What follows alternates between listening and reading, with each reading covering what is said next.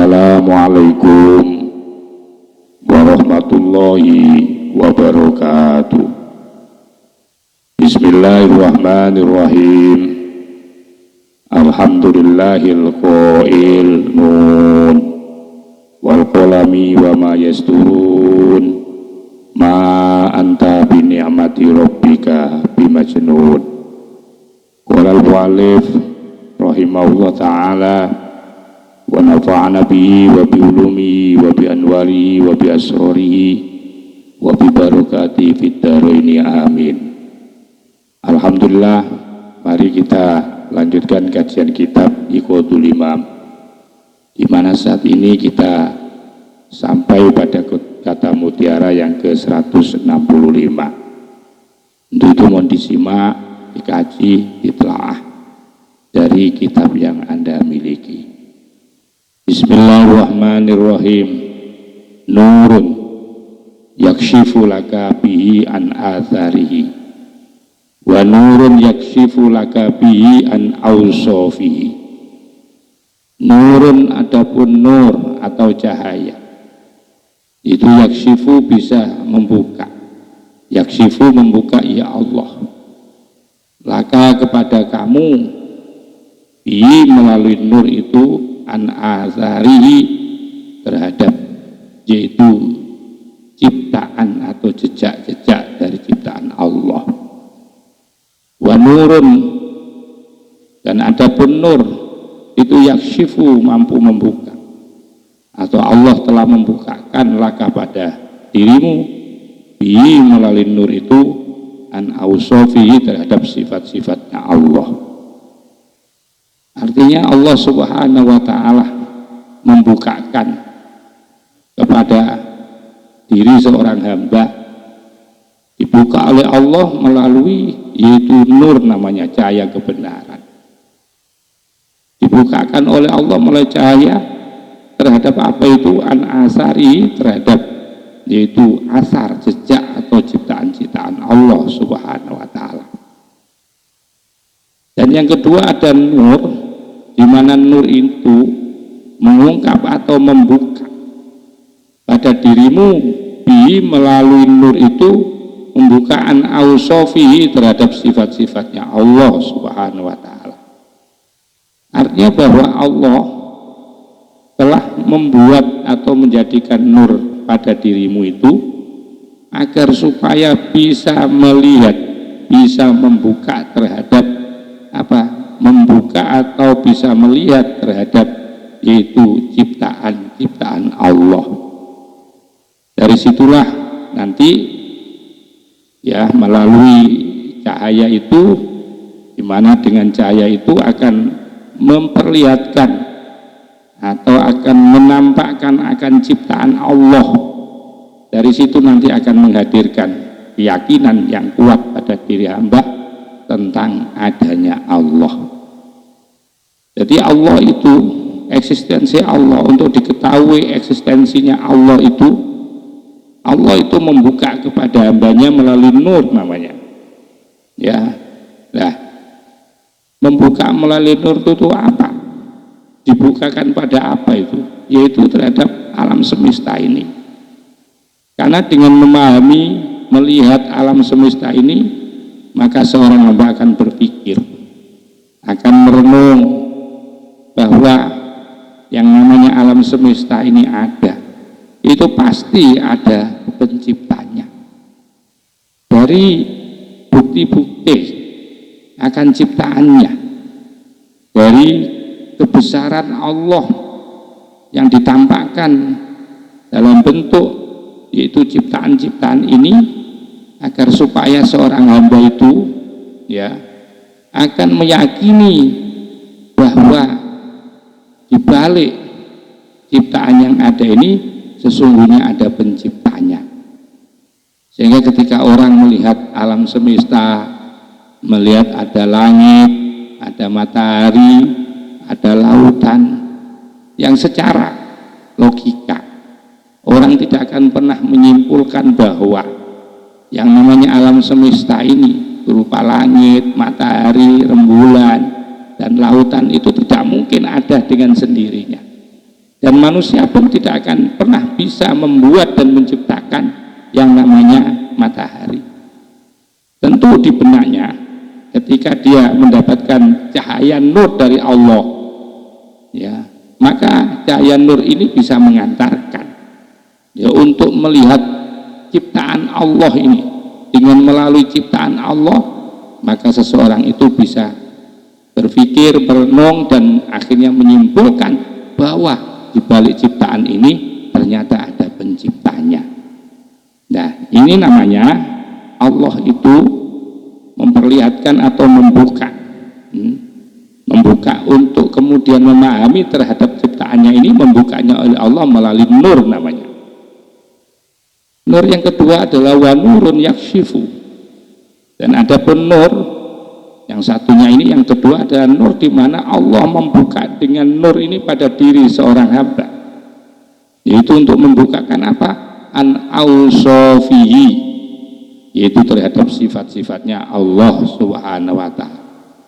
Artinya umpamanya di level yang kedua ini, umpamanya Allah tidak membuktikan, tidak memberikan bukti ya dengan ciptaannya, bahwa orang-orang yang di level kedua ini dia tetap masih meyakini bahwa Allah itu ada, ya. Nah, adanya Allah itu melalui apa itu? Yaitu melalui sifat-sifatnya, atau cara perenungannya itu sudah berbeda. Kalau cahaya yang pertama ini, ya, di level pertama ini, bahwa untuk mengenal Allah, untuk menerima adanya Allah, maka seseorang itu butuh bukti dengan adanya ciptaannya. Nah, tapi tentu ini tetap melalui yang namanya nur yang mampu membukakan, sehingga seseorang itu pada akhirnya akan bisa menghadirkan kesadaran bahwa sesungguhnya di alam semesta ini ada, yaitu penciptanya, yaitu Allah. Sementara di level kedua, cahaya ini mampu membuka, ya, nur ini mampu membuka, ya tentu Allah yang membuka melalui nur ini, ya, membuka kepada apa? Membuka kepada melalui sifat-sifatnya. Orang untuk meyakini dan menghadirkan bahwa Allah ada itu, umpamanya Allah tidak menciptakan berupa asar ini, bahwa pada nur yang kedua ini seseorang itu tetap akan meyakini akan adanya Allah, yaitu melalui sifat-sifatnya. Artinya ketika dia harus menghadirkan keyakinan akan adanya Allah itu melalui proses, ya, melalui proses, tidak sekedar melihat alam semesta, tapi bahwa di balik alam semesta itu ada Sang Kholik, yaitu yang mempunyai sifat menciptakan. Tentu ada penciptanya, dan tidak hanya Kholik, tapi melibatkan sifat-sifat yang lain, yaitu berupa irodanya Allah. Walaupun Allah mempunyai sifat Kholik, menciptakan, tapi kalau tidak disertai dengan iroda, pasti tidak akan muncul yang namanya alam semesta. Maka kemudian dia menghadirkan sifat iroda.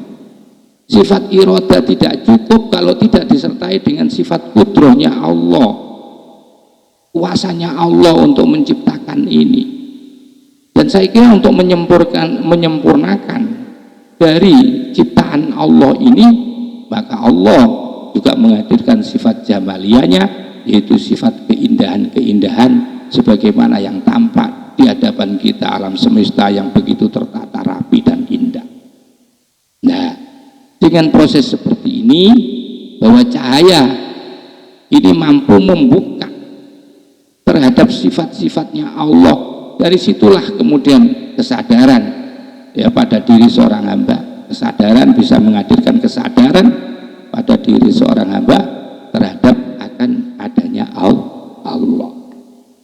Itu saya katakan aslun nuri, adapun asalnya cahaya, min Haisu dari sisi wa adapun aslun nur itu al-kasfu adalah membuka.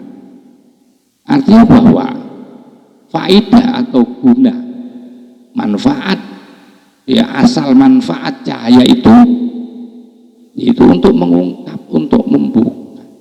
Tidak bedanya senter, lampu senter, ya coba sampean lihat, ketika sampean gunakan lampu senter untuk nyenter di kegelapan itu, tentu dengan cahaya senter itu kegelapan itu akhirnya tersingkap, terbuka.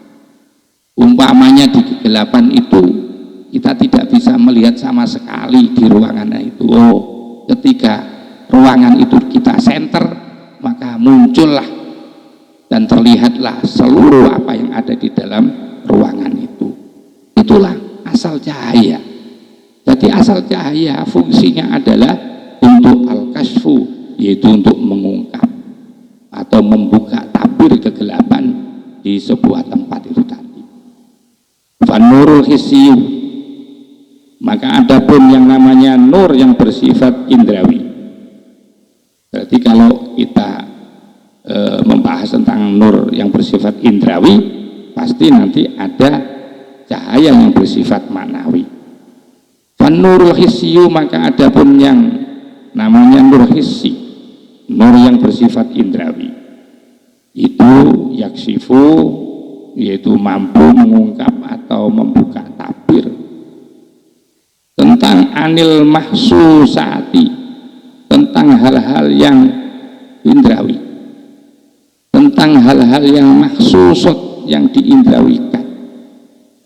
Ya, jadi cahaya hissi, cahaya indrawi, ya, itu mampu mengungkap terhadap hal-hal yang bersifat indrawi. Jadi kalau lampu senter, listrik, itu adalah cahaya yang menerangi terhadap benda-benda yang tampak. Tetapi untuk menerangi hati nurani pada diri seorang manusia, itu tidak dengan menggunakan yaitu nurul hissi. Nanti akan bicara, nanti yang bisa menerangi itu adalah nurul maknawi. Jadi nurul hissi itu adalah cahaya yang bersifat indrawi, itu adalah cahaya yang mampu, yang hanya digunakan mampu membuka terhadap hal-hal yang bersifat indrawi juga. Sementara wa nurul maknawi, maka adapun cahaya maknawi yang bersifat maknawi, itu yaksifu, yang membuka apa nurul maknawi, anil mafhumati, terhadap sesuatu yang dipahami, perkara-perkara yang dipahami. Untuk memahami sebuah pemahaman dari ilmu tentang itu, tentu tidak menggunakan senter hissi, tidak menggunakan cahaya lampu senter, tidak, tetapi dengan cara yaitu cahaya ilmu. Karena pada hakikatnya bahwa al ilmu nurun, pengetahuan itu adalah cahaya. Nah, nur maknawi ini yaitu yang sifatnya ada di dalam qalbun, ada di dalam batin, ya, untuk memahami terhadap sebuah kajian tafsir satu misal, maka tentu itu menggunakan nurul maknawi, ya. Nurul maknawi itu adalah nur yang mengungkap terhadap sesuatu yang dipahami. Ketika orang itu masih belum paham, berarti dia ada di dalam kebodohan, ya, maka perlu adanya senter maknawi yang namanya ilmu. Jadi kegunaannya berbeda, ya. Kalau nur maknawi itu kegunaannya ya untuk membuka sesuatu yang masih belum dipahami, ya, akhirnya menjadi paham. Jadi nur maknawi itu membuka terhadap pemahaman-pemahaman.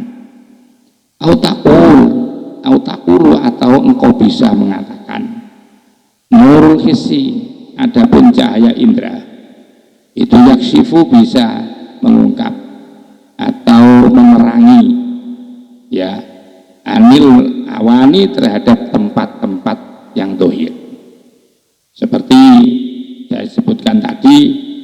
cahaya senter itu mampu menerangi terhadap sesuatu yang bersifat dohir, mampu menyinari kegelapan di dalam kamar, mampu menyinari di dalam kegelapan malam. Itu nurul hissi namanya. Sementara wa nurul maknawi, sementara nur yang bersifat maknawi itu yaksifu, membuka anil ma'ani, terhadap makna-makna dibalik, yaitu sebuah lafaz atau sebuah kalimat. Itu kalau dikaitkan dengan keilmuan, ya. Jadi nur maknawi itu nur yang bisa mengungkap atau yang bisa membuka terhadap nilai makna-makna, ya, secara batiniah ini maksudnya. Maka itu wala ibrota, maka tidak ada ungkapan biru'yatil awani, dengan melihat biru'yatil awani, dengan melihat tempat-tempat khawiyatun yang kosong anil ma'ani, dari makna-makna. Artinya tidak ada manfaatnya, tidak ada faedahnya melihat tempat, ya, yang kosong dari nilai, tidak ada artinya apa-apa. Artinya bahwa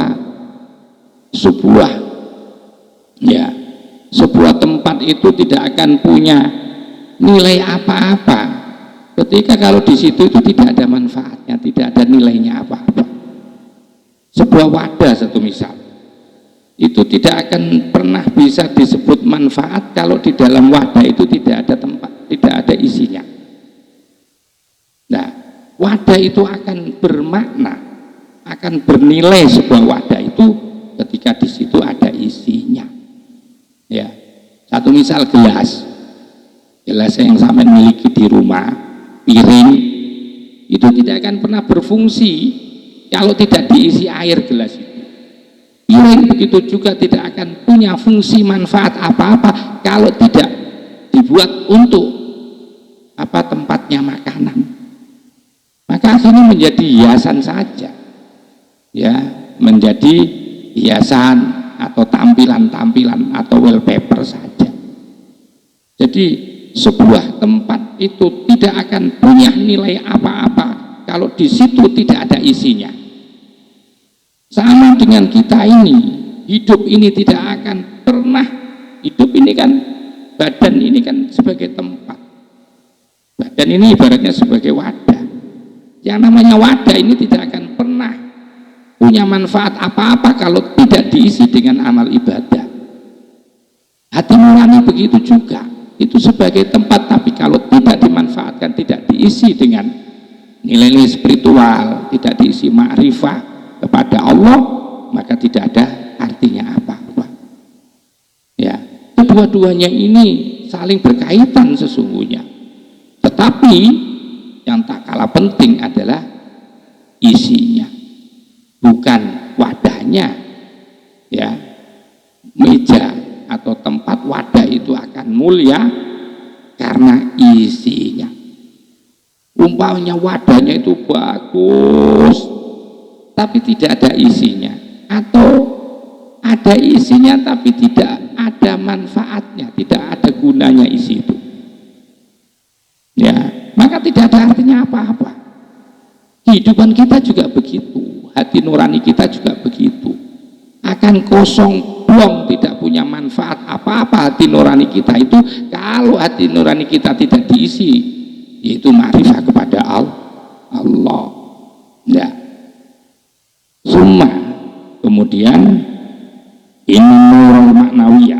Nah, sesungguhnya cahaya yang bersifat maknawi itu yang kosimu terbagi, nurul maknawi, ala salah sati aksamin, atas 3 bagian, bi'tibaril kuwati wa dhu'fi, sesuai dengan kuat dan lemahnya. Bahwa sesungguhnya cahaya yang bersifat maknawi itu akhirnya nanti akan terbagi menjadi 3 bagian. Nah, kok bisa sampai terbagi? Karena sesungguhnya cahaya maknawi itu satu. Nah ini karena dipengaruhi oleh bi'tibaril kuwah, ya, karena adanya aspek, ya, adanya satu ungkapan, ya, adanya satu pengaruh kuat dan lemahnya cahaya itu. Kalau cahaya itu lemah, oh nanti berarti namanya ini. Kalau cahayanya ini di tengah-tengah, tidak lemah juga tidak kuat, maka nanti namanya cahaya ini disebut ini. Begitu juga ketika cahaya itu menjadi kuat, maka cahaya itu akan disebut dengan cahaya seperti ini. Maka itu pembagian ini sesuai bi'tibaril kuwah, sesuai dengan ungkapan, dan sesuai dengan ungkapan kuat dan lemahnya, ya. Fanurul Islami ini, maka ada pun cahaya Islam alladzi yang huwa adapun alladzi itu kan nujumi, seperti yaitu bintang gemintang. Ada namanya cahaya Islam. Cahaya Islam bagian pertama ini tentu dibagi tiga kan tadi. Nurul Islami, maka adapun bagian pertama itu namanya Nurul Islam. Alladzi yang adapun Nurul Islam, huwa adapun alladzi itu kan nujumi, seperti yaitu bintang.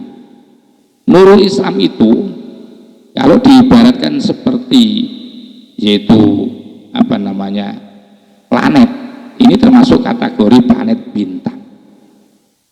Di mana pada Nurul Islam planet bintang itu yakshifu, membuka laka padamu siapa al-haqqu ta'ala, yaitu Allah yang maha ta'ala halimah luhur Allah, dengan melalui nur an wujudi atharihi, yaitu tentang adanya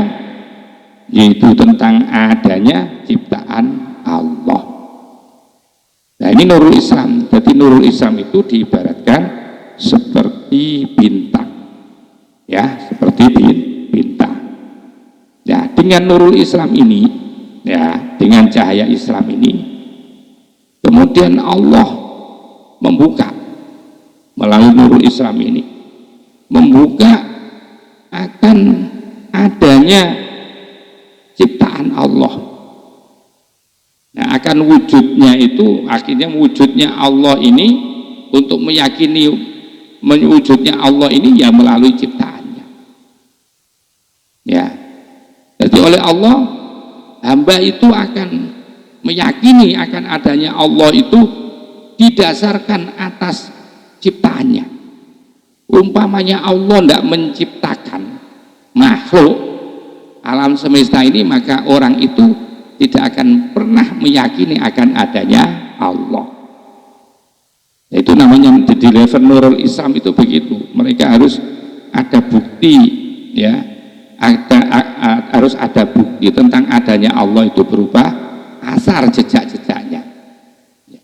Orang itu, satu contoh ya, orang itu tidak akan pernah percaya bahwa di dalam rumah itu, ya, ada orang yang tinggal di situ. Ya. Kenapa kok tidak percaya? Karena tidak ada jejaknya, bekas-bekas kakinya di depan itu nggak ada. Padahal ada di situ, di dalam rumah itu ada orangnya. Tetapi karena dilihat di situ itu tidak ada jejak-jejak kaki, sehingga menjadikan orang itu tidak percaya akan adanya yaitu seseorang yang ada di dalam rumah karena tidak ada jejak kaki. Sama dengan hamba Allah ini, ya, yang diberi cahaya Nurul Islam ini, dia akan mempercayai adanya Allah itu dengan melalui bukti-bukti. Umpamanya Allah, ya, yang ada sifatnya Allah wujud ada ini, kok kemudian umpamanya Allah tidak menciptakan alam semesta, maka dia tidak akan pernah percaya kepada Allah karena tidak ada buktinya. Nah, level ini adalah level Nurul Islam. Batas tadilah, maka kemudian menjadikan bukti siapa engkau, dia dengan melalui asar ala soni'iyah, atas adanya pencipta, ya, atas adanya Allah melalui yaitu ciptaannya. Jadi kesadaran dia untuk mengakui akan adanya Allah itu harus ada ciptaannya. Sehingga seringkali kita katakan bahwa wujud adanya Allah itu ya melalui ciptaannya ini. Ini level yang paling rendah itu, Pak. Wa nurul imani sementara level kedua, pembagian kedua. Nurul maknawi itu adalah nurul iman. Namanya nurul iman, cahaya keimanan. Alladzi yang adapun nurul iman wa adapun alladzi itu kal qamari seperti rembulan. Nah, nurul iman ini kalau diumpamakan seperti seperti ciptaan Allah, planet ini termasuk dikategorikan planet rembulan. Ya, kalau nurul Islam itu diibaratkan seperti planet bintang. Lah nurul iman, cahaya iman itu kalau kita kiaskan, kita analogikan itu, ya kita sederhanakan cara berpikirnya biar paham, maka diibaratkan seperti yaitu cahayanya rembulan. Yaksifu yang membuka ya Allah, laka padamu, pada hatimu, pada keyakinanmu, melalui yaitu nurul iman yang berupa yaitu cahaya rembulan tadi.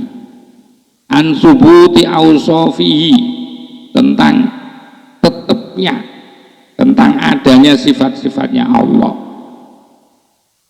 Fala yataharraku, tiada bergerak apa syai'un sesuatu. Au yaskunu, dan tidak diem apa sesuatu. Illa tarohu, kecuali engkau akan melihathu, akan yataharrak, bergerak atau diam. Biqudratillahi, yaitu melihat dengan kuasanya Allah, dengan kodratnya Allah. Wa iradatihi, dan iradanya Allah. Wa ilmihi, dan dengan pengetahuan Allah atau ilmunya Allah. Wa hayatihi, dan hidupnya Allah. Ila akhir sifatihi, sampai akhir sifat-sifatnya Allah.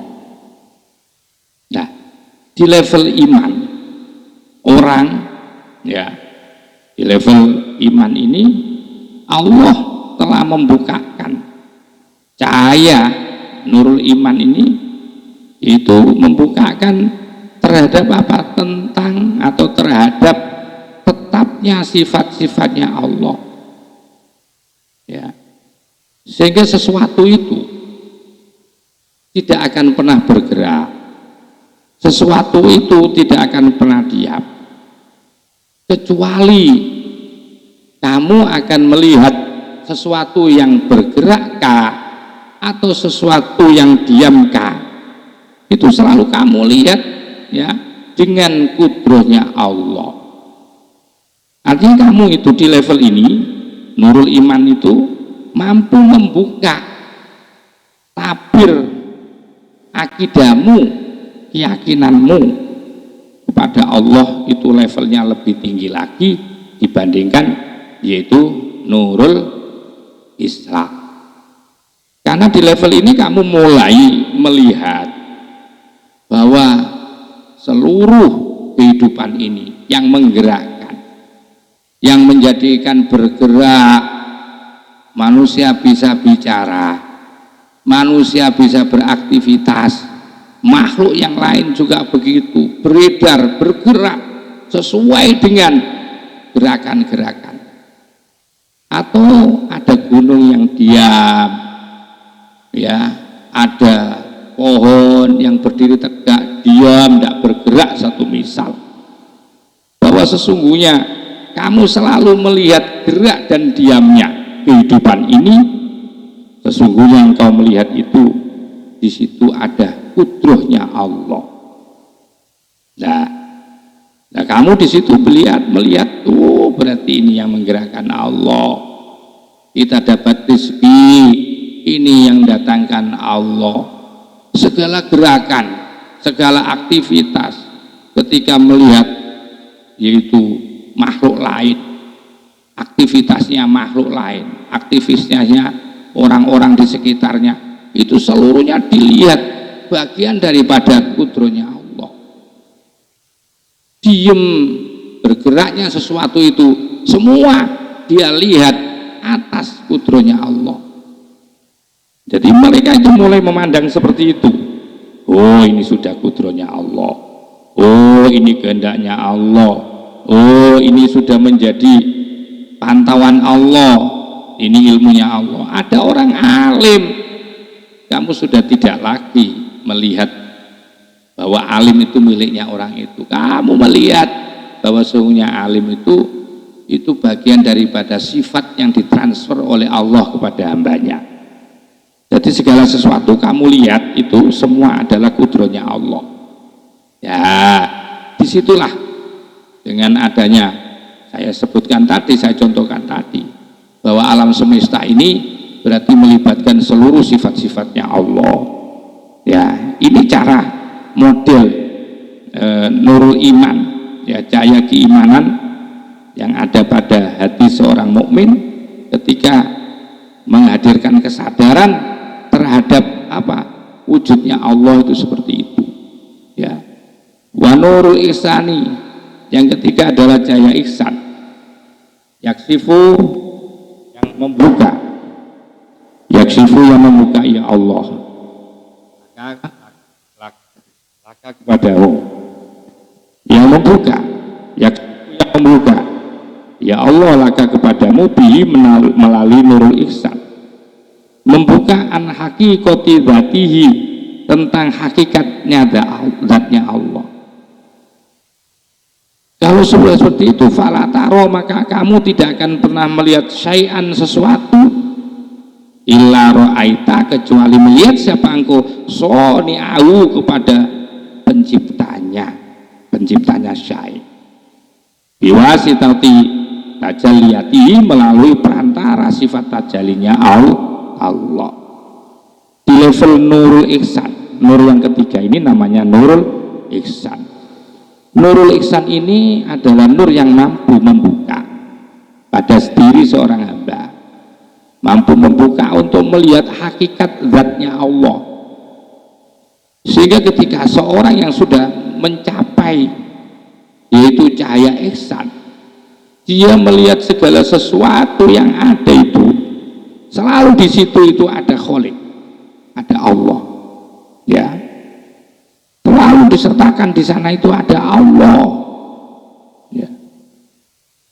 Jadi nurul ihsan ini adalah cahaya yang tertinggi dari perjalanan sufi seseorang. Ini kategori sudah makom ma'rifah, makom hakikat ini, karena dia sudah tidak lagi melihat peran-peran, ya, peran-peran daripada makhluk itu tidak melihat.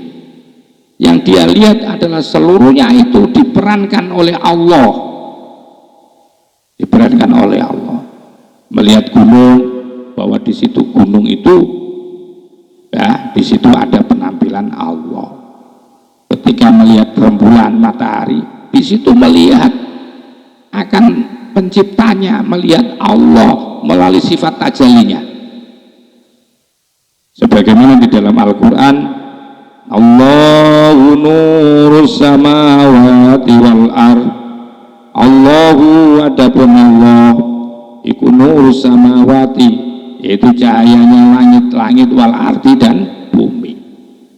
Ini sudah makom ma'rifah, ini sudah fana fitat, ini namanya. Di dalam surat An-Nur ayat 35, fanihayatu kasfin nuril awali, maka adapun puncak daripada terbukanya cahaya yang pertama itu al-fana'u, itu kefanaan fil alfali, di dalam afalnya Allah. Sementara wanihayatu kasfin nurisani, sementara cahaya yang membuka cahaya, yaitu puncak terbuka terbukanya cahaya kedua itu adalah al-fana'u, yaitu melebur atau fana fi sifati di dalam sifat-sifatnya Allah. Wa nihayatu kasfin nuri salis, sementara adapun puncak terbukanya cahaya yang ketiga itu at-tamkinu, kuat. Ya, tamkin itu bertempat di posisi yang kuat fil fana'i, di dalam kefanaannya, fil dzati, di dalam zatnya Allah. Artinya begini, bahwa di dalam Nurul Ihsan, memahami Nurul Ihsan, Nurul Ihsan itu ada 3 ya, tapi tentu ini ulama tasawuf itu menafsirkan kepada Allahu nurus samawati wal ardh. Kemudian beliau menyampaikan, membagi di dalam proses, ya, proses Nurul Ihsan ini ada 3. Pertama adalah puncak, yaitu kasyafnya, puncak terbukanya cahaya pertama, itu seorang hamba itu fana di dalam, melebur di dalam af'alnya Allah. Jadi dia sudah tidak lagi memandang bahwa seluruh aktivitas dan perbuatan itu dia yang melakukan, tapi dia sudah fana dengan Allah, melebur dengan af'alnya Allah. Ketika dia membaca Quran, nah, bahwa pelafatan, ucapan yang disampaikan, ya, kekuatan untuk berucap, kekuatan untuk melafalkan, ya, pada level puncaknya di cahaya yang pertama dari Nurul Ihsan ini, bahwa seseorang itu akan melebur di dalam perbuatannya. Dia tidak pernah mengakui bahwa perbuatannya dengan baca Quran itu adalah perbuatannya, enggak. Tapi itu dia sematkan, ya, dia sematkan bahwa ini adalah perbuatan Allah. Dia fana. Apa yang ia katakan, apa yang ia baca dari Quran itu adalah af'alnya Allah. Nah, kemudian puncak daripada terbukanya cahaya kedua, wa nihayatu kasfin nuri sani, ya, pada level Nurul Ihsan yang kedua, itu puncak, ya, daripada terbukanya cahaya kedua itu adalah al-fana, itu fananya seorang hamba fi sifati, di dalam sifat-sifatnya Allah. Ini sudah saya jelaskan, tuh. Dan level yang ketiga dari Nurul Ihsan adalah wa nihayatu kasfin nuri, yaitu puncak membukanya cahaya yang ketiga itu at-tamkin, menjadi kuat, melebur seluruhnya di dalam af'al dan sifat itu, kemudian fil fana'i, yaitu fana fi dzati, di dalam zat. Jadi akhirnya dia tidak pernah mengatakan bahwa ini adalah apa, saya, enggak.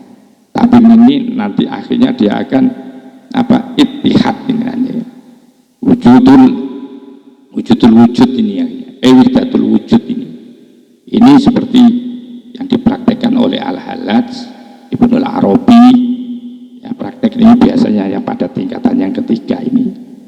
Jadi dia sudah tidak mengatakan aku lagi, tapi akhirnya aku adalah Tuhan. Wastaina, dan merasa cukup, merasa mencukupkan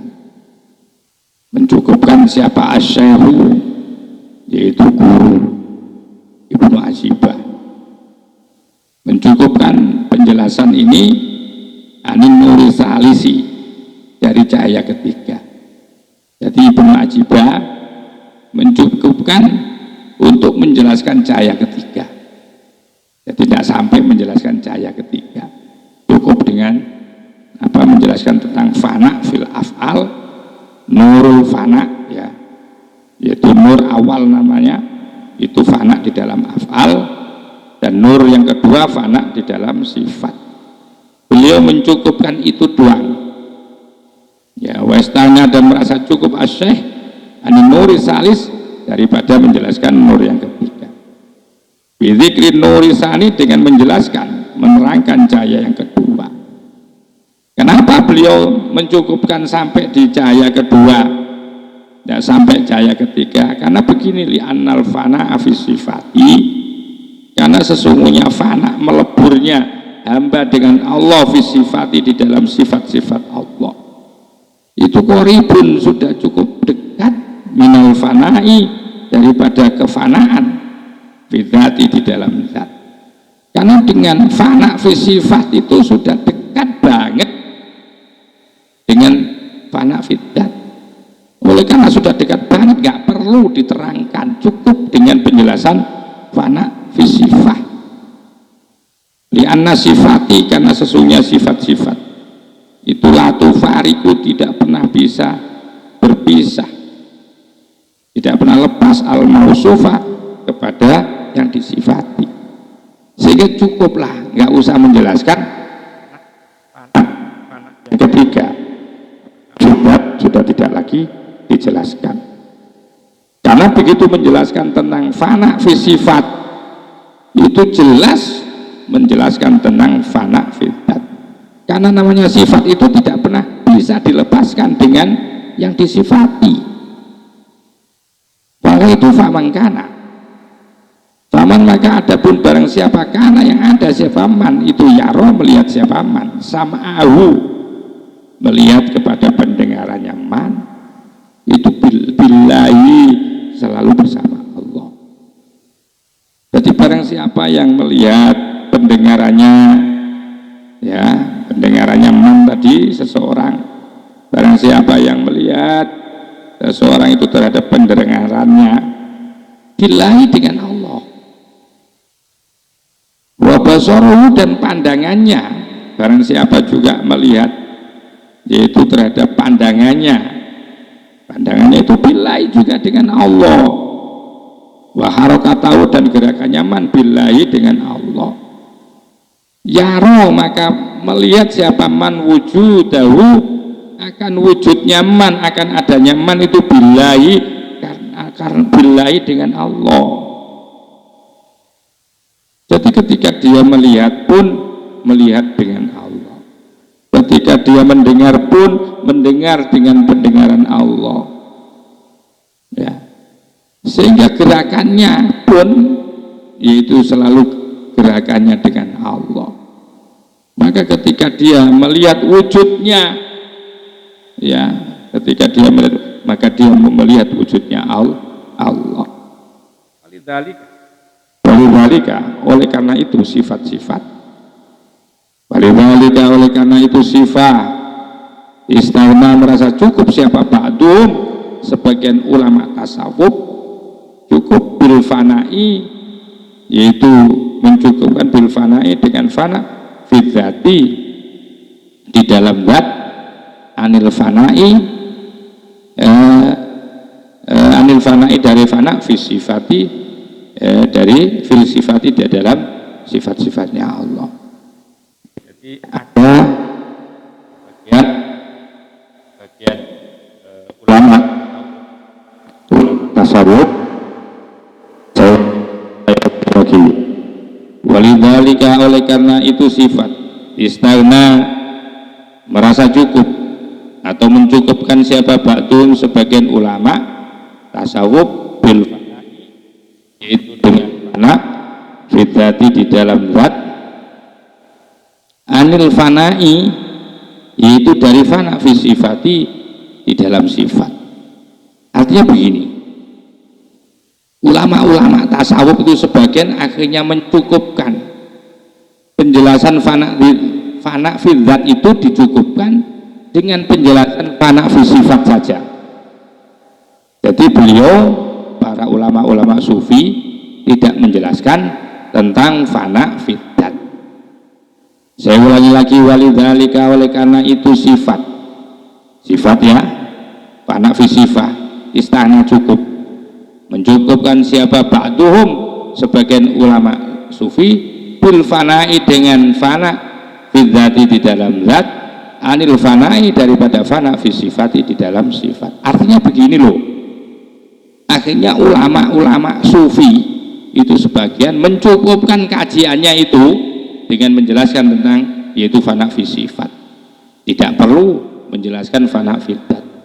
Kenapa? Litaqarrubihima, karena sangat dekatnya, litaqarrubihima, karena sangat dekatnya keduanya antara sifat dan zat.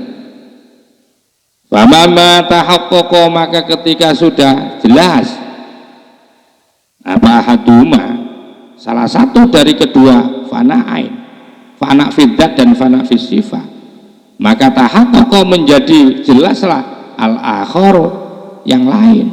Allah adapun Allah Ta'ala itu alam. Begitu, ini maksudnya, begitu menjelaskan fana fi sifah, maka tidak bisa lepas untuk menjelaskan fana fi dzat. Maka itu cukup menjelaskan fana fi sifat itu, karena saking dekatnya hubungan antara sifat dan mausuf, ya, karena saking dekatnya hubungan sifat dan mausuf, maka sudah tahap pokok, maka sudah jelaslah, terbuktilah, ya, salah satu keduanya. Begitu menjelaskan tentang sifat, fana fi sifat, ya, maka yang lain akhirnya juga ikut. Itu maksudnya. Wa yutamalu, atau dimungkinkan apa ayurida yang dimaksudkan biqaulihi dengan dawuhnya musannif. Ini kemungkinan ini. Nurun yaksifu lakabihi an azarihi an nurul hissiyah al mudroka bil basoril hissi. Mungkin wa yutamalu, dan dimungkinkan apa yang dimaksudkan oleh dawuhnya musannif, yaitu narasi nurun yaksifu lakabihi an azarihi, yaitu nurun, yaitu cahaya, yaksifu yang membuka ya Allah laka pada dirimu, bi melalui nur itu membuka an azari terhadap yaitu jejak-jejaknya Allah, an-nurul hissiyah, yaitu melalui cahaya indrawi, al-mudroka yang bisa ditangkap, bil basori dengan mata kepala, al-hissi yang bersifat indrawi. Jadi boleh jadi bahwa cahaya itu yang mengantarkan dan menghadirkan keyakinanmu akan percayamu bahwa Allah itu wujud, bahwa Allah ada itu, yaitu melalui cahaya hissi, ya. Dari situ yaitu ya, ditangkaplah cahaya-cahaya apa namanya tentang adanya Allah itu, ditangkap itu melalui bil basoril hissi, melalui yaitu pandangan mata kepala yang bersifat indera. Seperti melihat gunung, oh berarti kalau ada gunung berarti ada pencipta gunung. Kalau ada alam semesta ini pasti ada penciptanya. Kalau ada hujan berarti ada yang membuat hujan. Nah, itu cukup dengan bil basoril hissi. Yang kedua, jadi kemungkinan yang dimaksudkan dawuhnya musannif itu seperti itu. Wa nur, dan cahaya yaksifu yang membuka ya Allah laka padamu, bi melalui cahaya, yaitu membukakan an ausofi tentang sifat-sifatnya Allah, melalui nurul basiroti, melalui cahaya mata hati, pandangan mata hati al-maknawi yang bersifat maknawi. Walaihi, dan atas itulah iktasaro, meringkas apa Syekh Ibnu Abbad An-Nafari radhiyallahu. Lakin akan tetapi nurul basori, adapun cahaya mata kepala, al-hissi yang bersifat indrawi, itu layas takilu, tidak bisa berdiri, ya, tidak bisa atau tidak mampu berdiri, ya, biidrokil mu'athiri, untuk menemukan yaitu zat yang mempengaruhi, artinya zat yang mempengaruhi, artinya Allah fil asari, di dalam asar, di dalam ciptaannya ini, malam tamut dahu, selama tidak membantu atau menolong ya kepada apa namanya nurul basor, apa al-waru, yaitu cahaya-cahaya al-batiniyatu yang bersifat batinnya, al-akliyatu yang bersifat yaitu akliyah, akal. Artinya bahwa nurul basor, cahaya mata kepala yang bersifat indrawi ini tidak akan pernah mampu untuk menangkap, untuk menyimpulkan, ya, menyimpulkan bahwa wujudnya Allah ada ini melalui yaitu alam semesta ini. Tidak akan pernah bisa ya menerima. Cukup dengan itu. Selama apa? Malam tamud dahu, selama tidak dibantu oleh cahaya-cahaya batinnya akliyah. Artinya bisa saja bahwa nurul basor ini andaikan tidak dibantu cahaya mata kepala ini loh, pandangan atau cahaya mata kepala ini tidak akan bisa menerima akan adanya Allah ya, sekalipun melalui apa? Melalui asar, melalui ciptaannya Allah ini. Ya. Selama tidak ditolong, tidak dibantu dengan pandangan yaitu cahaya-cahaya batiniah. Itu betul memang. Betul. Ya, kenyataannya juga banyak kan orang-orang yang tidak percaya adanya Tuhan, padahal dia melihat, matanya itu melihat gunung, melihat langit, melihat matahari, melihat rembulan. Tapi untuk mengatakan bahwa di balik ini semua ada penciptanya, itu tidak langsung seperti itu. Tidak mau dia mengatakan bahwa di balik adanya alam semesta ini berarti ada penciptanya. Itu belum jaminan maksudnya. Banyak seperti itu.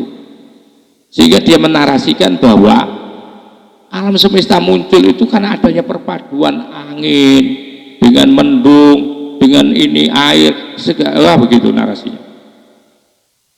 Maka itu bahwa cahaya mata kepala ya mata kepala pandangan yang bersifat hisi itu tidak akan pernah bisa, ya, tidak akan pernah bisa menangkap akan wujudnya Allah melalui alam ini.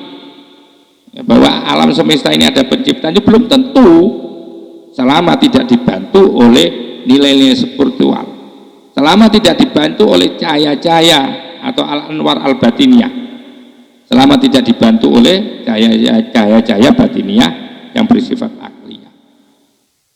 Maka itu fal madaru, maka adapun pusat suatu pusaran, pusatnya ini ya, intinya lah, innama huwa, bahwasanya adapun madar, inti pusat persoalannya itu alal anwaril batiniyah, yaitu tergantung kepada cahaya batiniyah. Jadi cahaya nurul hissi ini belum jaminan, ya, belum jaminan. Kemudian orang itu menyimpulkan dengan apa namanya nurul hissi, cahaya yang bersifat indrawi berupa mata melihat alam semesta ini belum juga jaminan. Kemudian menyimpulkan, seorang hamba itu menyimpulkan bahwa di balik ciptaan ini ada penciptanya. Banyak kan tidak mengakui adanya tuh, dianggap alam semesta ini wujud ada dengan proses alami. Maka itu yang paling urgen, yang paling pokok di dalam pembahasan ini, yaitu pusat putaran persoalannya itu adalah lebih kepada fal madaru, maka adapun pokok persoalan, putaran persoalannya, innama huwa, bahwasanya huwa adapun madar itu tergantung alal anwari, terhadap cahaya-cahaya al batiniyati yang bersifat batiniyah. Kalau cahaya batiniyahnya itu tidak ada sama sekali, sekalipun punya nurul hissi, maka tidak akan pernah dia mengakui akan adanya Allah walaupun ada ciptaannya. Itu sungguhnya pusat persoalan ya. Wa amal hissiyah, maka adapun sifat hissiyah indrawi, famudrakotun maka bisa diketahui, bisa ditangkap, bisa dilihat di kuli ahadin terhadap atau bagi setiap seseorang. Hatal bahaimi, sampai terhadap yang namanya hewan-hewan ini ya. Artinya bahwa sesuatu indrawi, sifat indrawi itu bisa ditangkap, bisa dilihat pada setiap orang. Bahkan ya, yang namanya binatang itu kan punya sifat indrawi. Malah khususiyata, maka tidak perlu ada kajian khusus lah kepada yaitu apa namanya hissiyah ini, tidak perlu sebenarnya ya, karena masing-masing setiap seseorang bahkan sampai bahaim, hewan-hewan itu semuanya itu mempunyai indra. Wabillahi taufik, wabillahi, dan dengan Allah lah at-taufiku, adapun yang namanya pertolongan. Summa al-matlubu minal abdi, kemudian al-matlubu yang perlu dicari,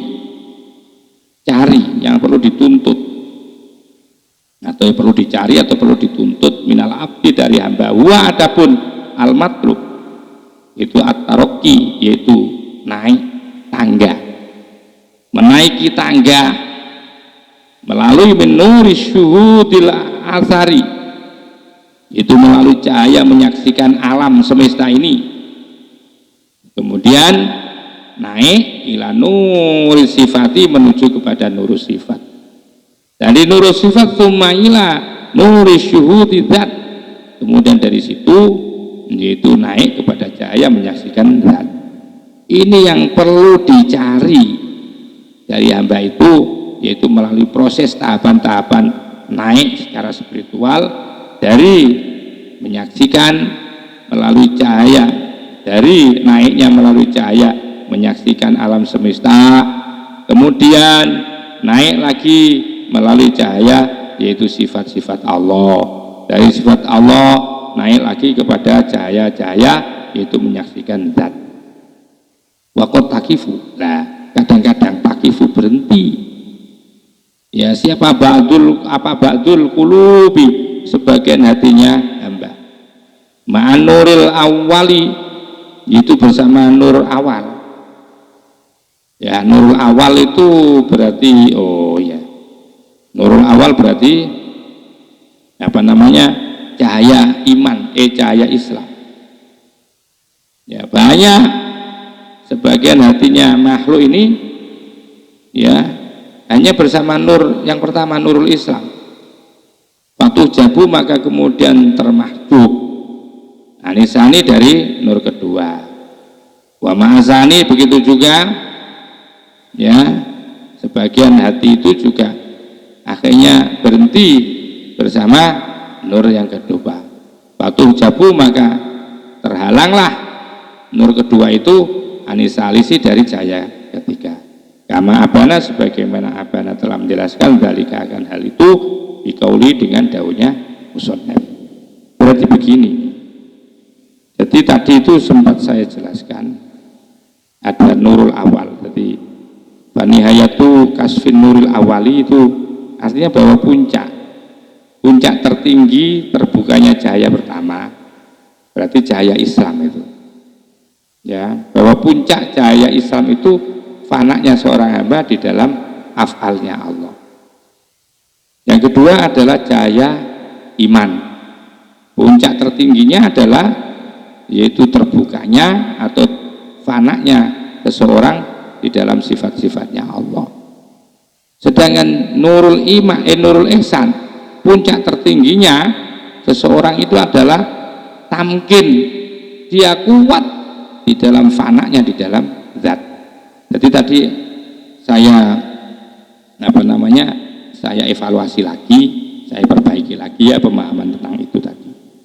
Barangkali ya beginilah namanya manusia, ada kekurangannya.